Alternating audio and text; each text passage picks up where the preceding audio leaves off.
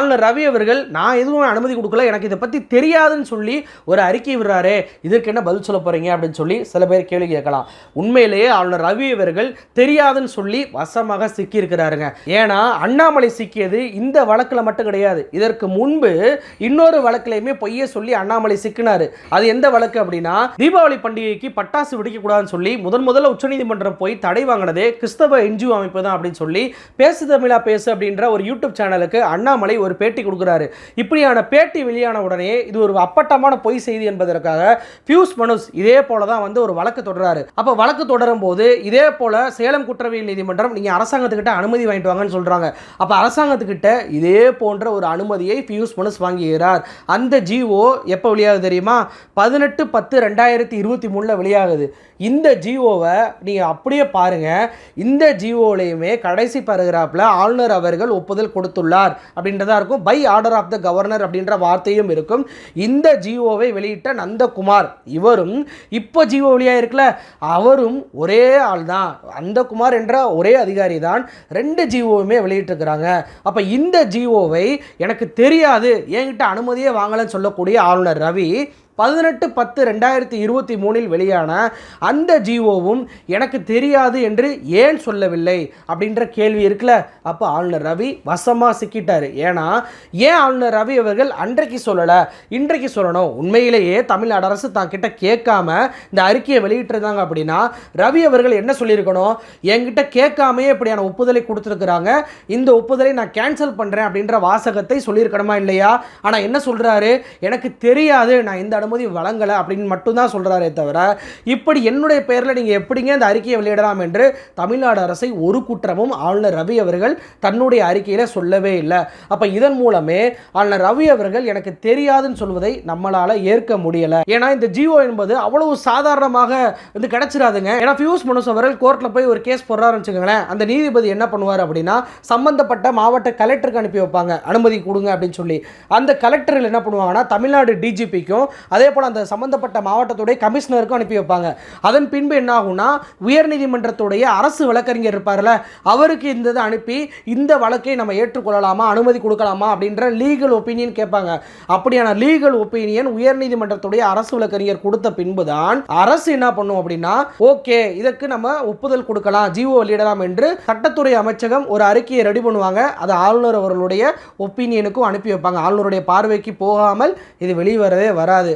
அப்போ ஆளுநருடைய பார்வைக்கு சென்ற பின்புதான் இந்த அறிக்கை என்பது வெளியாகி இருக்கு. எப்பொழுதுமே ஆளுநருடைய பெயரில் தான் இந்த அறிக்கை என்பது வெளியாகும். நான் ஏற்கனவே சொன்ன மாதிரி சிஆர்பிசி சம்பந்தப்பட்ட ஜிஓக்கள் அனைத்துமே ஆளுநர் பெயரில் தான் வெளியாகும். அதுதான் அரசாங்க விதி என்பதை முன்னாடியே சொல்லிட்டேன். அப்படி இருக்கும்போது ஆளுநருக்கு இது போன்ற வழக்குகளில் தன்னுடைய பெயரில் தான் அறிக்கை வரும் என்பது தெளிவாக முன்கூட்டியே தெரியும். ஆனால் இப்போ மறைப்பதற்கு காரணம் அண்ணாமலை மீதான பயமா அப்படின்ற கேள்வி வருது.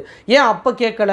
ஏன்னா அப்ப வந்து ஊடகங்கள் அண்ணாமலைக்கு எதிரான வழக்கில் ஆளுநர் ஒப்புதல் கொடுத்தாருன்ற எந்த செய்தியும் வெளியிடலை. ஆனால் இப்போ வெளியிட்டதுனால எங்க தான் பதவிக்கு உழவு வந்துடுமோ, எங்க அண்ணாமலை நம்ம மீது கோவப்பட்டு வராரோ என்ற அச்சத்தின் காரணமாக ஆளுநர் அவசரமாக இப்படியான அறிக்கையை வெளியிட்டாரா என்ற சந்தேகம் இன்னைக்கு பொதுமக்களுக்கு எழாமல் இல்லை. சரி, எப்படி இந்த ஆர்டிகல் 196 கீழே ஆளுநர் தான் இந்த அறிக்கையை வெளியிடணும்னு சொல்றீங்க அப்படின்னு சொல்லி சில பேர் கேட்கலாம்.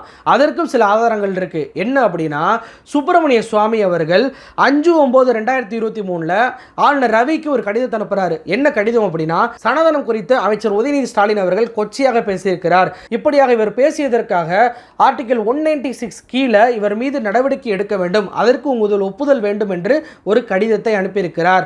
அந்த கடிதத்தில் அவர் என்ன சொல்றாரு அப்படின்னா இவருக்கு கீழே 153A 153B 295A 298 505 கீழே குற்றம் செய்துள்ளார். எனவே இந்த புகாரின் மீது நடவடிக்கை எடுக்க உங்களோட ஒப்புதல் தேவைப்படுகிறது என்று சொன்னதோடு மட்டுமில்லாமல் சுப்பிரமணிய சுவாமி மிஸ்ஸஸ் மன்மோகன் சிங் 2012 வழக்கையும் சுட்டிக்காட்டி ஆர்டிகல் 196 பிரிவு 196 கீழே ஒப்புதல் வழங்கக்கூடிய வேலை ஆளுநருக்கு தான் இருக்கிறது என்று அப்பட்டமாக சுப்பிரமணிய சுவாமி அவர்கள் கடிதத்தை எழுதியிருக்கிறார். அப்ப இந்த கடிதத்தின் மூலமாகவே இந்த 196 பிரிவு என்பது ஆளுநரால தான் சாங்ஷன் பண்ண முடியும் என்பதை நம்மளால புரிஞ்சுக்க முடியும். இது ஒரு ஆதாரமா. இன்னொரு பக்கம் டெல்லி அரசுக்கும் அங்கே இருக்கக்கூடிய ஆளுநருக்கும் இடையே இது போன்ற பல்வேறு விஷயங்கள் நடந்திருக்கு. ஏன்னா இதே 196 பிரிவின் கீழே ஆளுநர் சக்சேனா அவர்கள் பல்வேறு நபர்களுக்கு நடவடிக்கை நடவடிக்கை எடுக்கலாம்னு சொல்லி அனுமதி கொடுக்குறாரு. குறிப்பாக பார்த்தீங்க அப்படின்னா சுள்ளி டீல்ஸ் அப்படின்ற ஒரு ஆப். இந்த ஆப்பில் முஸ்லீம் பெண்களுடைய அந்த படங்களை எல்லாம் மார்க் பண்ணி அவர்களை கேவலப்படுத்தும் விதமாக, கொச்சைப்படுத்தும் விதமாக, ஹேட் ஸ்பீச்சை பரப்பும் விதமாக ஒரு ஆப்பில் வந்து பதிவேற்றம் செய்யப்பட்டுச்சு.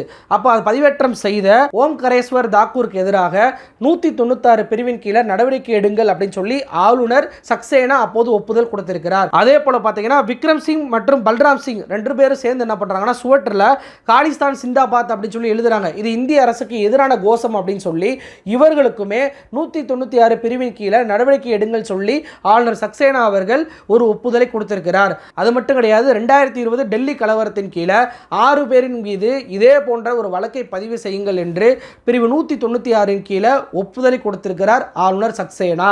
இப்ப ஆளுநர் அவர்கள் 196 பிரிவின் கீழே பயன்படுத்தி இது போன்ற ஒப்புதலை கொடுத்திருக்கிறார் என்பதற்கான ஆதாரம் நம்மளுக்கு கிடைச்சிருக்கா? சரி, இப்போ இதுல இன்னொரு கூடுதல் சம்பவம் நடந்திருக்கு. என்ன சொல்லியிருக்காங்க அப்படின்னா, டெல்லி அரசு முடிவெடுத்து அந்த முடிவை ஆளுநருக்கு ஒப்பீனியன் அனுப்பி அதன் பின்புதான் ஆளுநர் இப்படியான ஒப்புதலை கொடுக்கணுமே தவிர நேரடியாக இவர் சீஃப் செக்ரட்டரிக்கே ஃபோன் பண்ணி அந்த ஃபைல்ஸ் எல்லாம் கொண்டு வர சொல்லி பிரிவு 196 பயன்படுத்தி ஒப்புதல் கொடுத்திருக்கிறாரு. பிரிவு 196 பயன்படுத்துவது என்பது எலெக்டட் கவர்மெண்ட்ஸ் கீழே வருது. அதாவது மாநில அரசு தான் நடவடிக்கை எடுக்கணும். அந்த நடவடிக்கையை ஆளுநருக்கு அனுப்பினா ஒப்புதல் கொடுக்கணும். இதுதான் நடைமுறை. ஆனால் எங்கிட்ட கேட்காமையே இவர் ஒப்புதல் கொடுத்திருக்கிறாரு அப்படின்னு சொல்லி மிகப்பெரிய விவாதமே அந்த டைமில் நடந்திருக்கு. அது மட்டும் கிடையாது, அன்றைக்கு துணை முதலமைச்சராக இருந்த மணிஷ் சிசோடியா அவருமே என்ன சொல்றாருன்னா, உச்சநீதிமன்ற தீர்ப்பு மிக தெளிவாக சொல்கிறது. அதாவது எலெக்டர் கவர்மெண்ட்ஸ் தான் இந்த 196 பிரிவை பயன்படுத்தணும், ஆளுநர் அதற்கு ஒப்புதல் அளிக்கணும்னு சொல்லுது. ஆனால் இங்கே நேரடியாக இவர் பைபாஸ் பண்றாரு, எலெக்டர் கவர்மெண்ட்டுக்கு தெரியாம இப்படி பண்றாரு அப்படின்ற ஒரு விஷயத்தை, ஒரு ஸ்டேட்மெண்ட்டை அன்றைக்கே கொடுத்திருக்கிறார். அப்போ சுப்பிரமணிய சுவாமியுடைய கடிதமாக இருக்கட்டும், அதே போல டெல்லி அரசுக்கும் ஆளுநருக்கு இடையே நடந்த அந்த சண்டையாக இருக்கட்டும், இந்த 2 விஷயத்திலையுமே பிரிவு 196 கீழே நடவடிக்கை சாங்ஷன் கொடுக்கக்கூடிய அதிகாரம் என்பது ஆளுநருக்கு தான் இருக்கிறது. அப்ப அந்த அதிகாரத்தை பயன்படுத்தி தான் இன்னைக்கு அண்ணாமலைக்கு எதிரான வழக்கு என்பது பதியப்பட்டிருக்கிறது. அப்போ இந்த ஜிஓல கடைசியில் ஏன் கவர்னருடைய பேர் வந்துச்சு அப்படின்னு சொல்லி கேள்வி கேட்கறாங்களா, அதற்கு இதுதான் பதில். அதாவது இந்த பிரிவின் கீழே கவர்னர் மட்டுமே சாங்ஷன் பண்ணக்கூடிய அதிகாரம் இருக்கிறது. ஆனா இந்த பிரிவின் கீழே நடவடிக்கை எடுப்பது என்பது அரசு தான். அரசு ஆளுநருடைய கவனத்துக்கு அனுப்பி இந்த ஜிஓ வெளியிடுவாங்க. இதுதான் நடைமுறை. அப்போ இந்த நடைமுறையை வச்சு பார்க்கும்போது ஆளுநருக்கு தெரியாமல் தமிழ்நாடு அரசு இப்படியான ஒரு ஜிஓ வெளியிடுவாங்களா? ஆளுநருக்கு அனுப்பாமல், கோப்புகளை அனுப்பாமல் இந்த ஜிஓ வெளியிட்டா உடனே ஆளுநர் இதில் தலையிட்டு எவ்வளோ விஷயங்களை செய்ய முடியும். ஏன்னா ஆளுநர் வந்து தப்பு பண்ணும் போதெல்லாம் உச்சநீதிமன்றம் வரைக்கும் தமிழ்நாடு அரசு போகிறாங்க. அப்படிப்பட்ட தமிழ்நாடு அரசு தப்பு பண்ணும்போது இதுதான்டா சான்ஸ்ன்னு சொல்லி தாராளமாக ஆளுநர் ரவி அவர்கள் நடவடிக்கை எடுத்திருக்கலாமே, ஒரு கண்டன அறிக்கையாவது வெளியிட்டிருக்கலாமே. ஆனால் எதையுமே ஆளுநர் தரப்புல செய்யவே இல்லை. அப்ப ஆளுநர் ரவி அவர்களுக்கு தெரியாம இந்த ஜிஓ வெளியாயிருக்கு என்று சொல்லுவதே அப்பட்டமாக நம்பக்கூடிய விஷயமாக இல்லை என்பதுதான் இன்னைக்கு இதை எல்லாம் பார்க்கும்போது நம்மளால புரிஞ்சுக்கிற முடியுது. அதையும் மீறி என்ன நடந்தது என்பதை ஆளுநர் மாளிகை தான் தெளிவுபடுத்த வேண்டும். அப்படி தெளிவுபடுத்த வேண்டும் என்பதுதான் நம்மளுடைய எல்லோருடைய கோரிக்கையாகவும் இருக்கு. அண்ணாமலை அவர்களுக்கு பயந்து கொண்டு இப்படியான அறிக்கை வெளியானதா, அல்லது அண்ணாமலை திட்டமிட்டு ஆளுநரை மிரட்டி இப்படியான அறிக்கையை வெளிவர வச்சாரா என்ற பொதுமக்களுடைய கேள்விக்கு பதிலை கொடுக்க வேண்டியது ஆளுநர் ரவி தான். உச்சநீதிமன்றம் 2022 கொடுத்த ஸ்டேட்மெண்ட் என்ன தெரியுமா? இது போன்ற வெறுப்பு பேச்சு பேசுறாங்கல்ல, இப்படி வெறுப்பு பேச்சு பேசும்போது அவர்கள் மீது புகார் கொடுக்கவில்லை என்றாலும் சம்பந்தப்பட்ட மாநில அரசு தாமாக முன்வந்து வழக்குகளை பதியணும். அப்படி மாநில அரசு வழக்குகளை பதியவில்லை என்றாலும் சுப்ரீம் கோர்ட் நாங்க கண்டிப்பாக இதில் தலையிட்டு வழக்கு பதிவு செய்வோம் அப்படின்னு சொல்லி உச்சநீதிமன்றத்தில் இது குறித்து தீர்ப்பு என்பது கொடுக்கப்பட்டிருக்குங்க. அப்படி இது போன்ற வெறுப்பு பேச்சுகள் நம்ம நாட்டை தடுக்கப்பட வேண்டும் என்பதுதான் உச்சநீதிமன்றத்துடைய நோக்கமாக இருக்கு. அப்படிப்பட்ட வெறுப்பு பேச்சை, பொய் செய்தியை அண்ணாமலை அவர்கள் பரப்பும் போது அவர் மீது நடவடிக்கை எடுக்க வேண்டிய கடமை என்பது இங்கே ஆளுநர் ரவி அவர்களுக்கும் இருக்கதான செய்யுது. அப்படிப்பட்ட நடவடிக்கையை தமிழ்நாடு அரசு எடுக்கும் போது அதற்கு ஒத்துழைப்பை கொடுத்து ஊக்கப்படுத்த வேண்டிய பொறுப்பில் இருக்கக்கூடிய ஆளுநர் ரவி அவர்களே இல்ல எனக்கு இது எதுவும் தெரியாது அப்படின்னு சொல்லி சர்ச்சைக்குரிய அறிக்கையை விட்டு குழப்பத்தை ஏற்படுத்தக்கூடிய வேலையை செய்வது சரியா?